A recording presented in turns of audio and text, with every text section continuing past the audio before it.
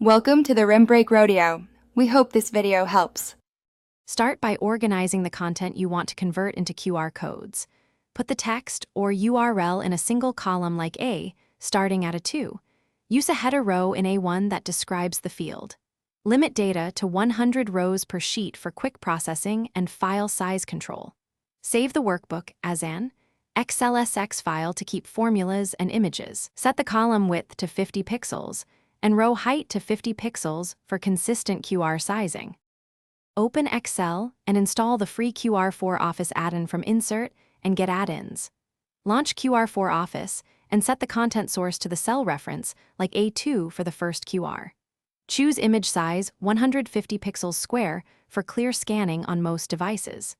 Click Insert to place the QR image into the selected cell area. Repeat the process or copy and paste generated QR images into other cells. Resize images to match the 50-pixel column and row dimensions if needed. For bulk creation, use a simple VBA macro that loops through your column and inserts QR images.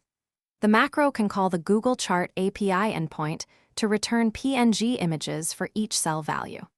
Save generated images by exporting the sheet as PDF or by saving each image at 300 dpi for print-ready quality. Keep QR content under capacity limits. Use numbers or URLs and avoid exceeding 2,000.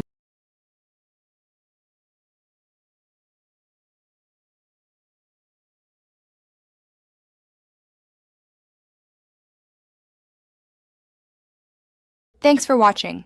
Consider subscribing if we helped you.